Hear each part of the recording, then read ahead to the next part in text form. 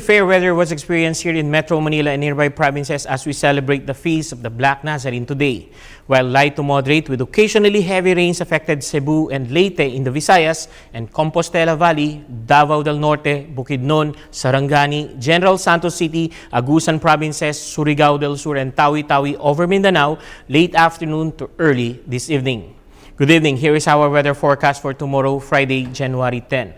The throw of low pressure area continues to affect parts of Visayas and Mindanao while northeast monsoon continues to prevail over Luzon.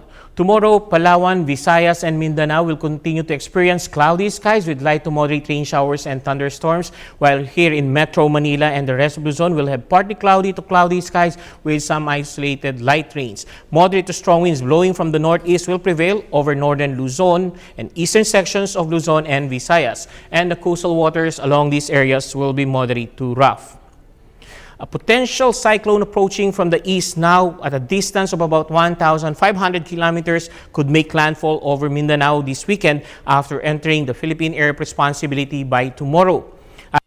From this satellite image from Japan Meteorological Agency, this potential cyclone, presently a low pressure area, is likely to intensify into cyclone after it enters the Philippine Area of Responsibility heading towards Caraga and Davao by Saturday. Once this low-pressure area becomes a cyclone inside the Philippine Area of Responsibility, it will be locally named Agaton, the first cyclone in the Philippines for 2014. Strong to gale force winds associated with the surge of the northeast monsoon is expected to affect the seaboards of northern Luzon and eastern seaboards of central and southern Luzon and of Visayas. That is why Pagasa issued a gale warning today. Affected areas over the seaboards of northern Luzon and eastern seaboards of central and southern Luzon are Batanes, Calayan, Babuyan, northern coast of Cagayan, northern coast of Ilocos Norte, Aurora, Camarines provinces, Catanduanes, eastern coast of Albay, eastern coast of Sorsogon, eastern coast of Quezon, including Polillo Island. And for the eastern seaboards of Visayas, Samar and Leyte are also affected. Expect the sea conditions over these areas to be rough to very rough with 3.4 to 4.5 meter high waves. Fishing boats and other small sea crafts are still advised by Pagasa not to venture out into the sea, while larger sea vessels are alerted against big waves. And here is our 3-day extended weather outlook from selected places around the country. Partly cloudy skies with some isolated light rains is expected tomorrow here in Metro Manila, and partly cloudy to cloudy skies with isolated rain showers or thunderstorms over the weekend with average temperatures of 20 to 31 degrees Celsius. Over Baguio City, the next 3 days will be partly cloudy to cloudy skies with some isolated light rains with temperatures of 12 to 22 degrees Celsius. Tomorrow, Puerto Princesa City will be partly cloudy to cloudy skies with isolated rain showers or thunderstorms, and cloudy with rain showers or thunderstorms over the weekend with temperatures of 24 to 29 degrees Celsius.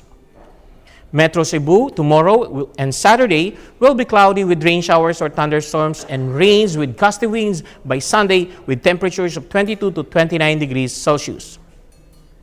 And over Metro Davao, tomorrow and Saturday will also be cloudy with rain showers or thunderstorms and rains with gusty winds by Sunday with temperatures of 22 to 30 degrees Celsius. Sunrise tomorrow will be late at 24 minutes past 6 in the morning, while sunset will be at 5:43 in the afternoon.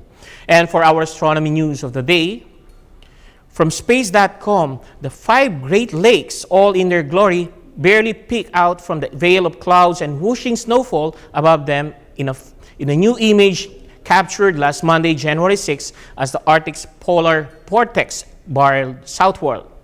The U.S. National Oceanic and Atmospheric Administration's GOES East satellite snapped this Midwest whiteout of sorts at 3:15 p.m. U.S.